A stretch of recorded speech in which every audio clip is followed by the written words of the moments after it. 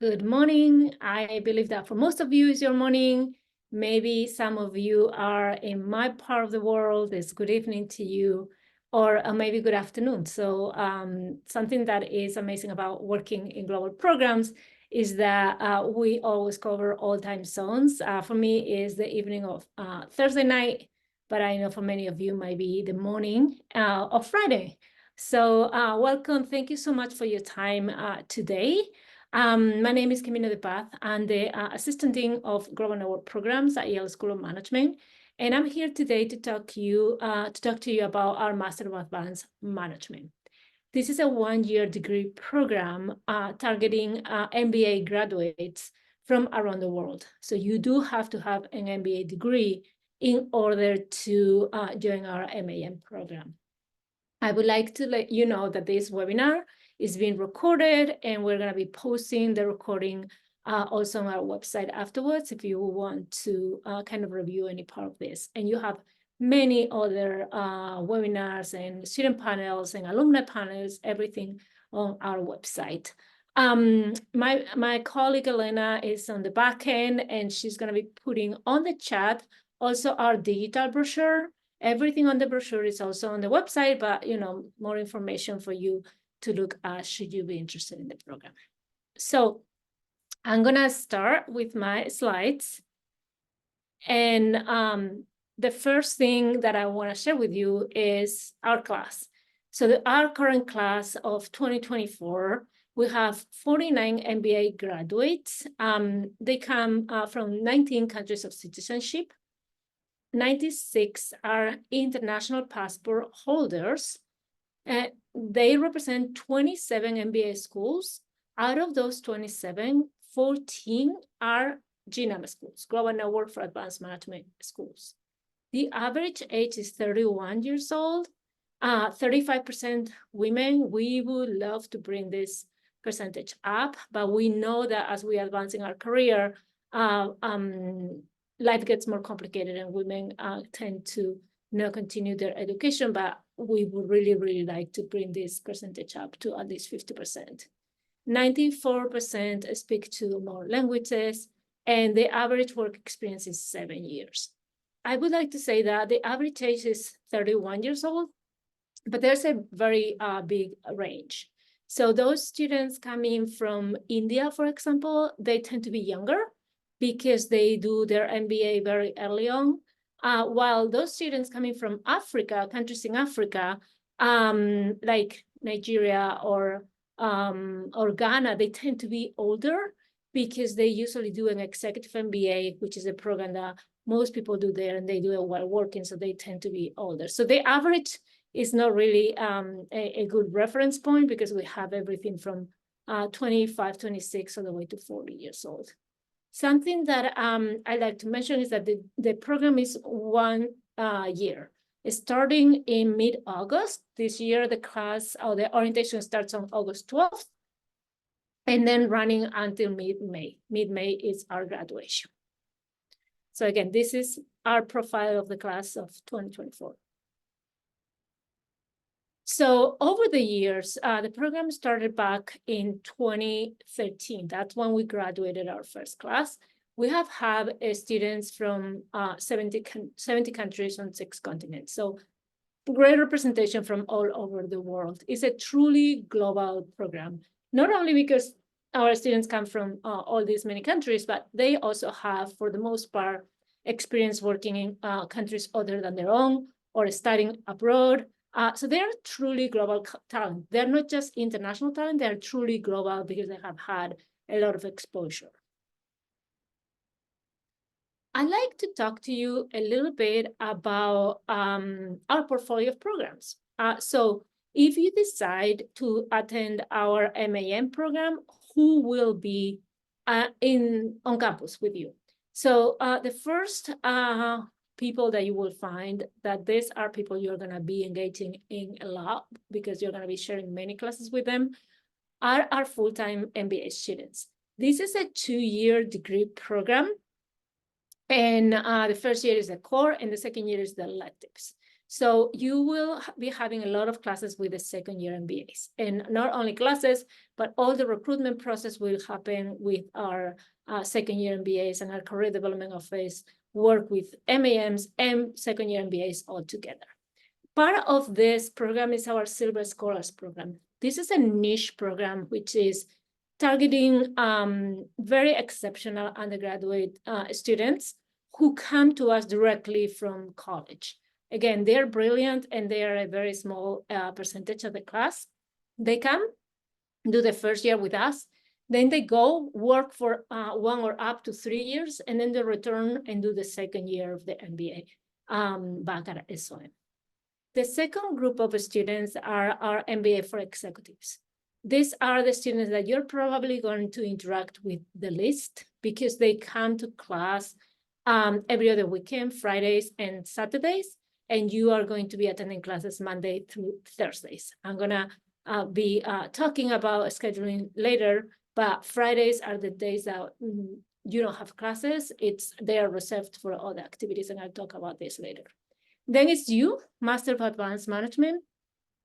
And then we have our Master of Management Studies family, and these have 3 programs. One is the Global Business and Society, which is a concept very similar to the MAM, but targeting pre-experienced students who have done a Master's in Management prior to coming to Yale SOM.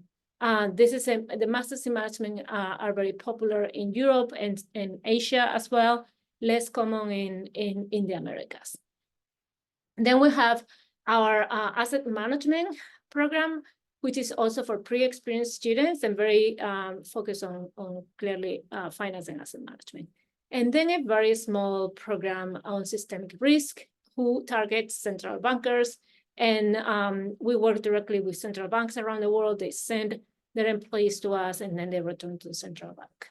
And then lastly, we have our PhD programs. Our PhD students will also be on campus, and you're going to be interacting with them in many of your classes, because they work very closely with our faculty, and they are teaching assistants in many of the classes. So they will be having office hours, they will be grading your papers, they will be interacting with you in class as well. So overall, I would say we have around 1,000 students a year on campus. So for a US school, this is a very small community. I want to highlight that for a US school, because I know it's a big school for other parts of the world, but in the US, we're small and we're a very tight community. Our mission is to educate leaders for business and society. This is something that everybody at the school knows, and that everybody at the school kind of embraces. Starting from the person that welcomes you at the front door all the way to the dean, we all know that we educate leaders for business and society. Every single business school in the world educates leaders for business, but we put a lot of emphasis in society. This is going to be in the curriculum. This is going to be in all the conferences that we organize, the extracurricular, the clubs. And then it's also that we're going to be looking at in the admission process. So I'm already giving you a hint. And I think that is very present in our community. And it's important for you to know, because we're going to be talking about society a lot. So opportunities. Why should you consider the MAM? Because this is a second graduate degree. You're already graduating from an MBA, from a top MBA in the world. Why should you consider the MAM? You could totally go back to the workforce and don't have an additional degree. But if you want to go deeper in a specific area that you haven't had the opportunity during your MBA because of the general management nature of the program, and you really want to go deeper into, I don't know, I'm going to put an example of something that we are experts on, behavioral science. We have a very strong department of behavioral science. If you want to go deeper in that area, that might be a reason for you to decide to do the MAM. Or you want to go broader. You want to expand your knowledge beyond maybe management. You want to take some classes at the School of the Environment because you're interested in sustainability, or you have a special interest in public health and you want to take some classes there. or you have some personal interest. You want to take a class at the School of Drama. This is the first time probably in your academic journey where you are going to be designing your program. So I'm going to be very quickly talking about the curriculum, but basically the flexibility is huge, and you basically design your own program. At the end, you will have 2 networks and 2 brands, your home MBA school plus Yale SOM. You will have a global career because, again, our global students come from everywhere, and it's only natural that when they graduate, they also end up everywhere in the world. And then you have a community of purpose. And when I talk about a community of purpose, it's not just Yale SOM, it's also broader Yale. Yale has a very tight community of alumni. No matter where you end up in the world, you're going to find Yale alumni that will support you and will also expect the same in return. So let's talk a little bit about the curriculum. I just said that it's very flexible, that you have all liberty to design your curriculum, but how does this work? How does this get together as your program? So we only have 4 units of credit that are required, and that's divided into 2 courses: Global Leadership, Topics in Business and Society, and Global Leadership, Personal and Interpersonal Effectiveness. So a full semester course is 4 units of credit, and half semester courses are 2 units of credit. So these are 2 half semester courses that everybody in the MAM has to take. The whole program has 40 units of credit. So only 4 are required courses. You have 36 units that are totally up to you. You can choose from more than 170 electives that we have at the School of Management, or you can go outside of the School of Management and take classes at any of the other 12 professional schools and the Graduate School of Arts and Sciences or Yale College. So total freedom to decide what you want to take. There is the opportunity to pursue the management science concentration. This is for people who have a background in STEM and that are considering majoring in STEM. So you have to take a minimum of 16 credit units of STEM courses. There are 26 elective options. Here you have listed the most popular, but there are, again, 26, and this is just a list of 6. But it's very important that you do have a background in STEM and that you are also thinking about working in a STEM position later on. Why can you take the STEM major? When you graduate from a degree in the US, you have the opportunity to apply for optional practical training, what we call OPT. If you follow a degree that is not a STEM designated, you have 1 year of optional practical training, meaning that if you find a job, you can apply and potentially stay for 1 year and work in the US without having to issue a work visa. Under your student visa, you can stay for 1 year and work. If you are a STEM major, it's possible that 1 year can be extended for 2 more years. Again, you have to apply and it has to be approved. And not only you have to take classes during the program that are STEM focused, the job itself has also to be on STEM. And you have to prove that to our immigration services. But again, there is a possibility of extending the OPT from 1 year up to 3 years. Without having to be a sponsor for a work visa. So this is how the curriculum would look like should you choose the management science major. 16 units should be science, STEM courses. 4 units of credit are the required courses, and you will still have 20 units that are completely free for you to choose. I saw in the questions that you pre-submitted before when you register that people were asking about concurrent degrees, like what schools can I start a program, MBA, and then I can go to the MAM and then finish my MBA taking classes at the MAM that would give me credit back in my home institution. So these are the schools on the slide that we have a concurrent degree signed. So basically what it means is, let's say, I'm gonna pick one, NUS. You can start your MBA at NUS, and then at a given point, come and join the MAM, and then take classes in the MAM that will fulfill credits back at NUS and complete your MBA as well.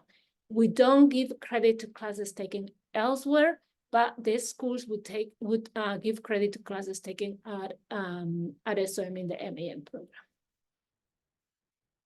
That being said, if you are a part of a school that is not on this list, we are also very happy to welcome you, but you would have graduated already from your MBA. And then you have this additional year in the MAM. So I'm talking about the flexibility of the curriculum, but how do our students design their program? So you have here two examples that are very, very different. So none two MAM graduates have had exactly the same curriculum. They are all different. So on the left-hand side, you see June. She took a lot of classes. Again, the requirements are 40 units of credit. She definitely took more. I do not recommend this. Again, the program is demanding. I'm not gonna lie to you. You have to work hard. So if you kind of overload yourself, it might be a little bit overwhelming. But anyway, she took a lot of classes in management, and then she went outside of the School of Management, took classes at the Jackson School of Global Affairs, and took a film class, a class at the School of Law, and then a language class, probably at Yale College, and then some music and theater classes. So she went deeper, but she also went broader. On the right-hand side, we have Matthew, and Matthew focused much more in classes at SOM.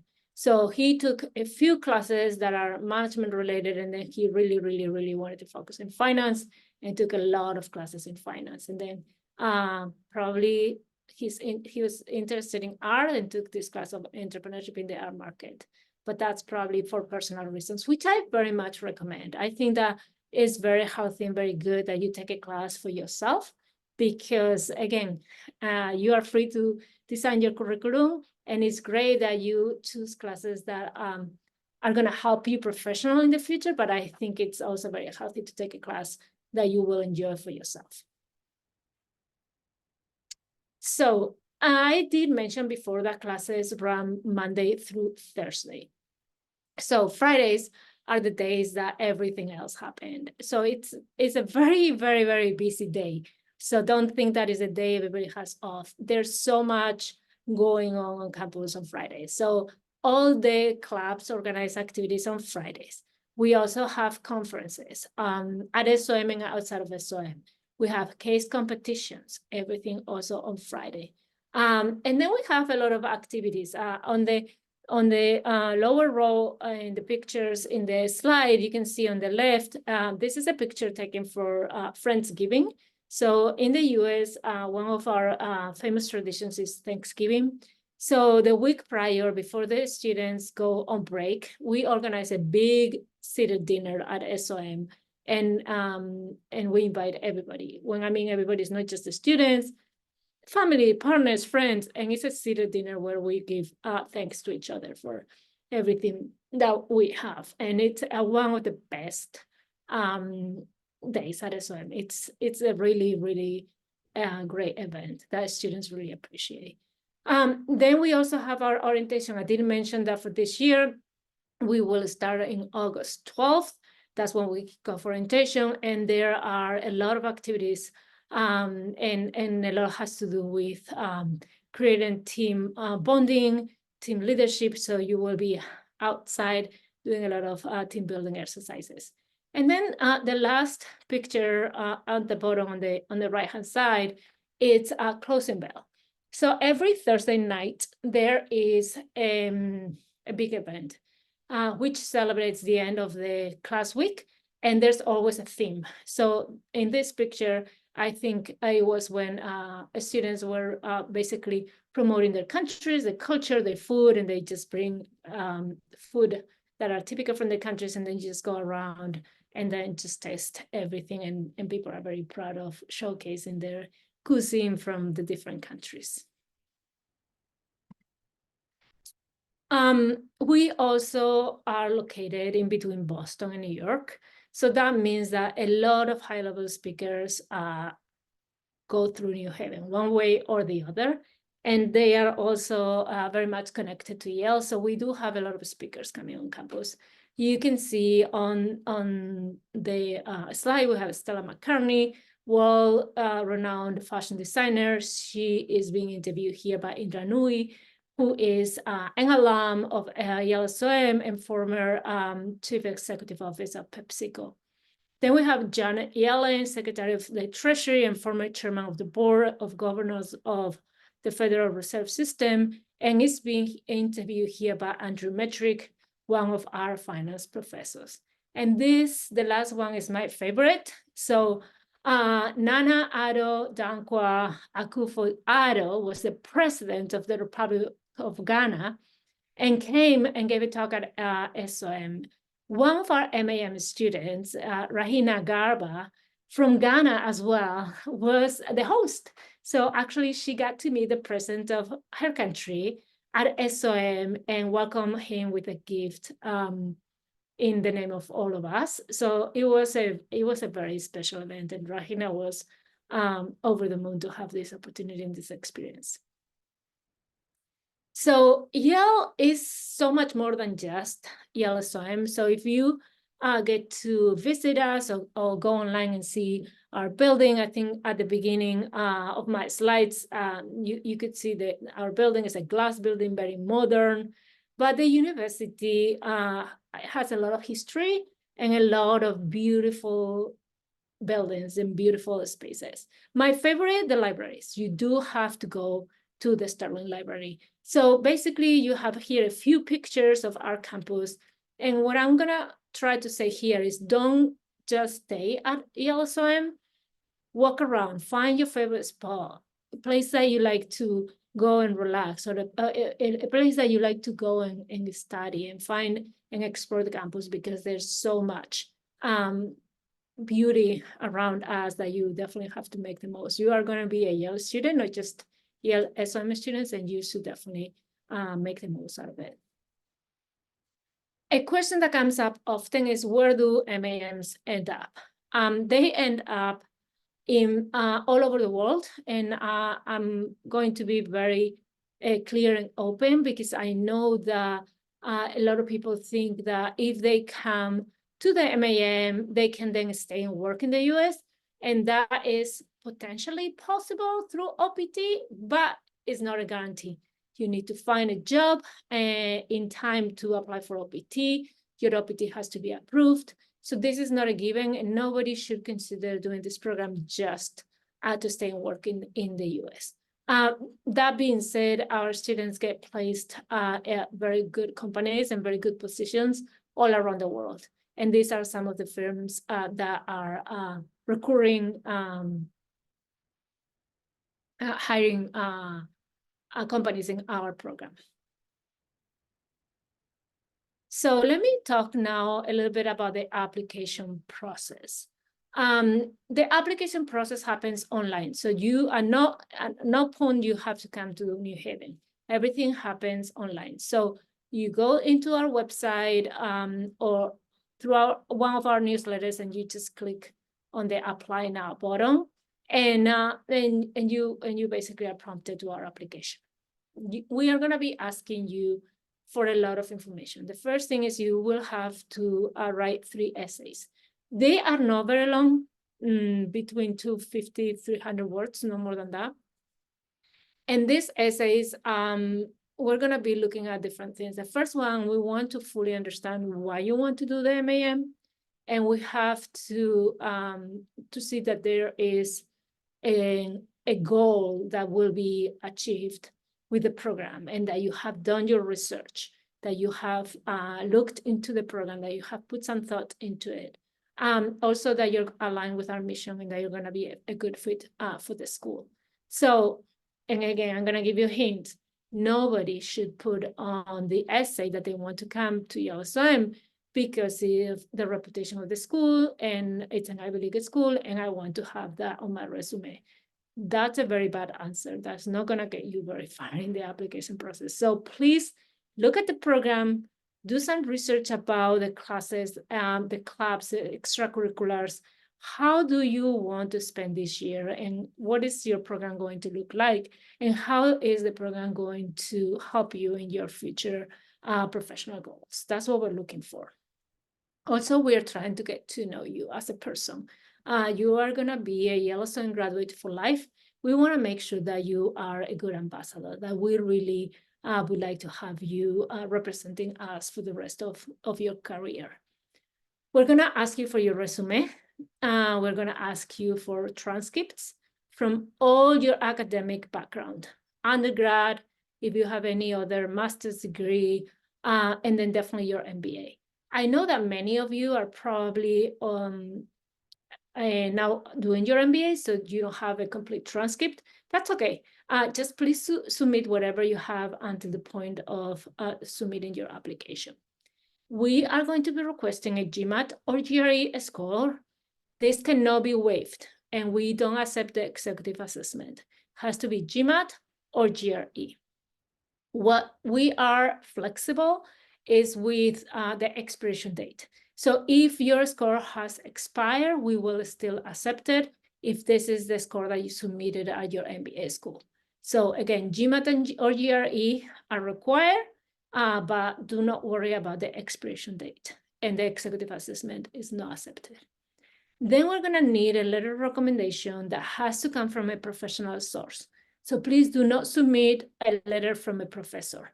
We want somebody has seen you in a professional environment. It can be a supervisor, it can be a coworker, it can be a client, somebody who have met you in a professional setting. Very, very important. The letter has to come directly from the recommender, not through you, directly from the recommender, and they have to send it from a professional email account. We are not going to be accepting letters of recommendation from Gmail, Yahoo, QQ.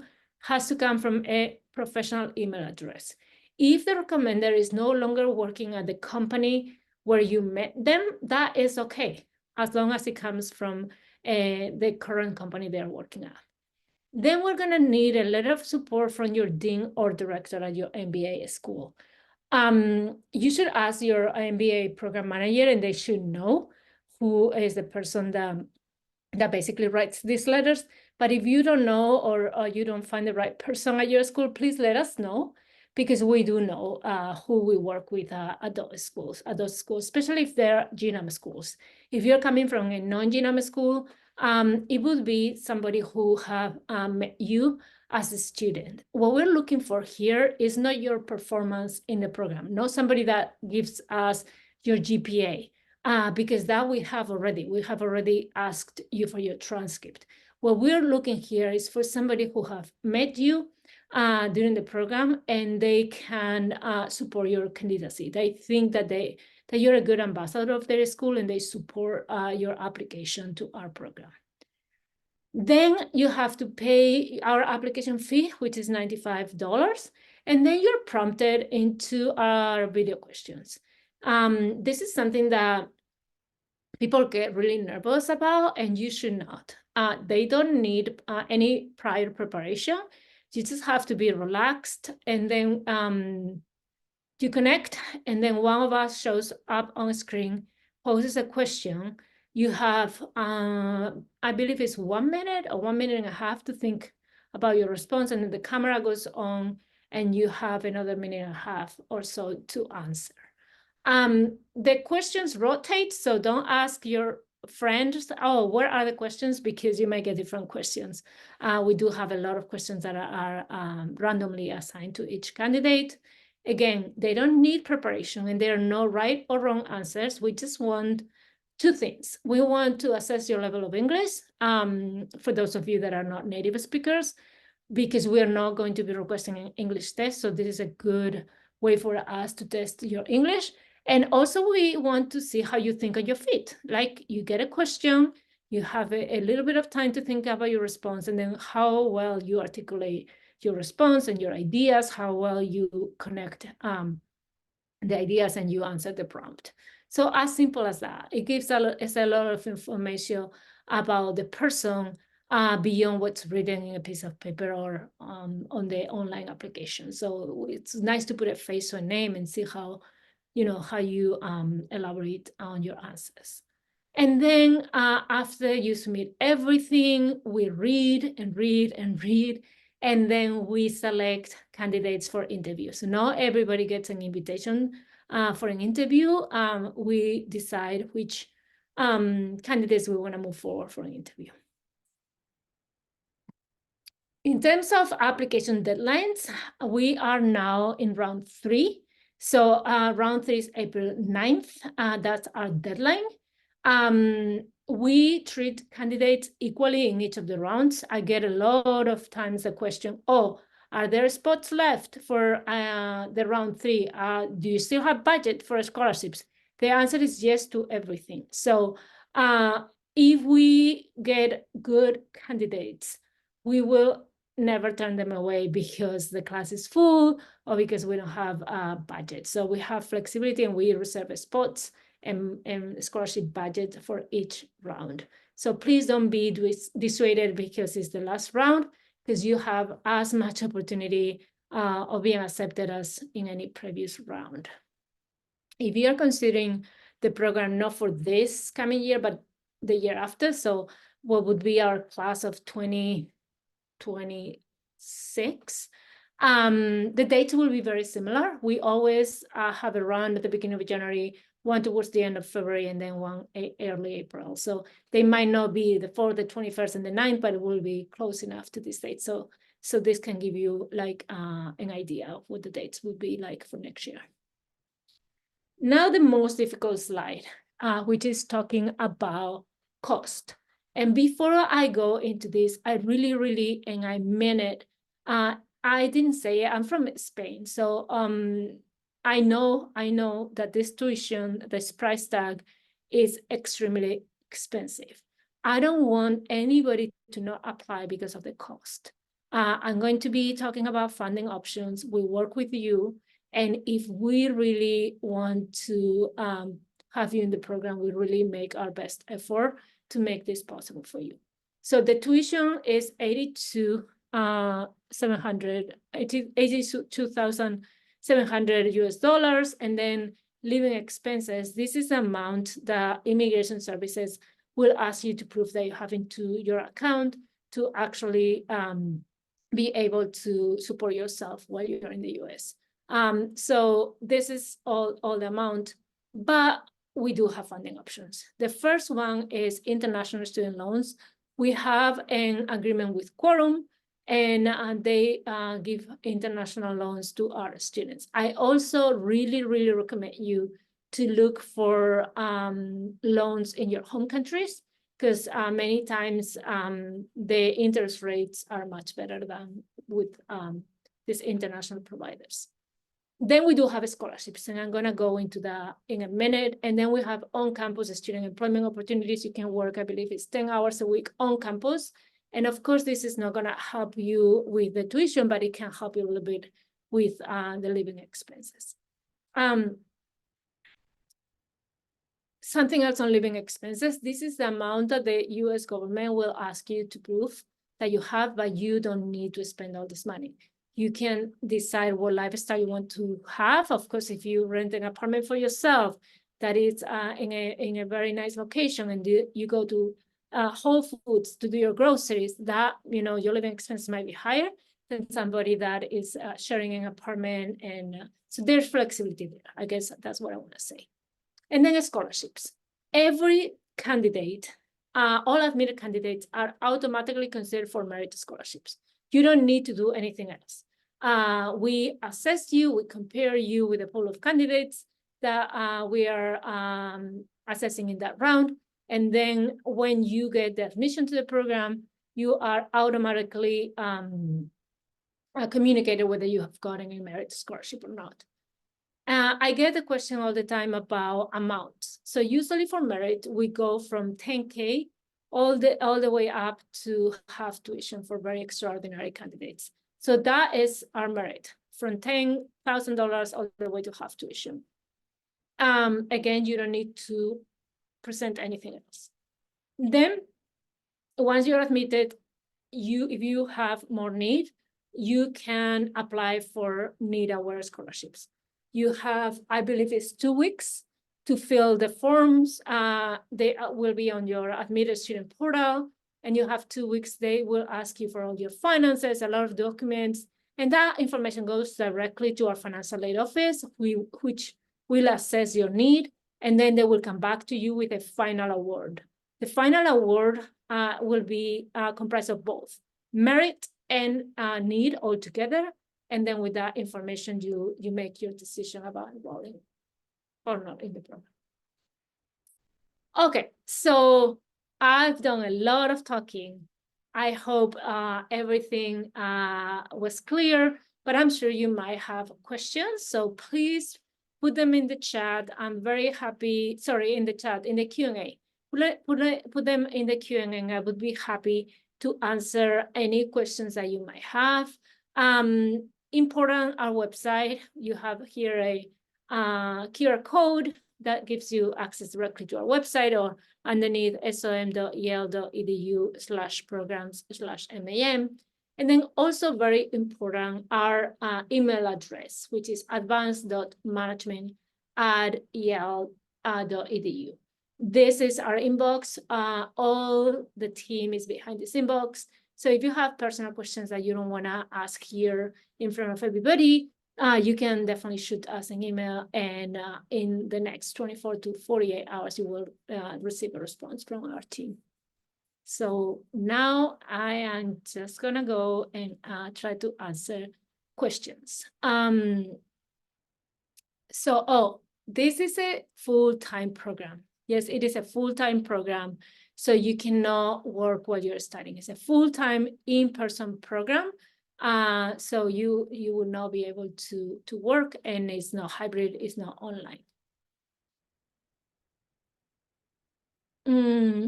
I see another question, but I would like to take this one offline. It's about student ambassadors. So please write the inbox, advancedmanagement@yale.edu, and we will connect you with MAM students.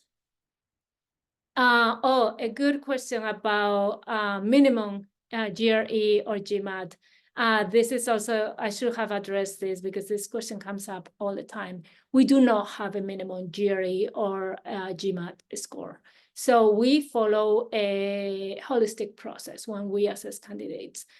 Meaning that if you have a lower GMAT or GRE, but a very strong GPA in your undergrad and your MBA, that can compensate for a lower test score. If you have a very, very strong test score, but your GPA is not as high, that might compensate a little bit for your lower GPA. So it's really a holistic process. I also want to highlight that we really take into consideration your work experience and what type of work you've done, what responsibilities you have undertaken, and also your leadership skills. Like, are you running a team? Are you responsible for a budget? So all those kind of things are also heavy in our decision-making process. So again, no minimum, no average GRE or GMAT.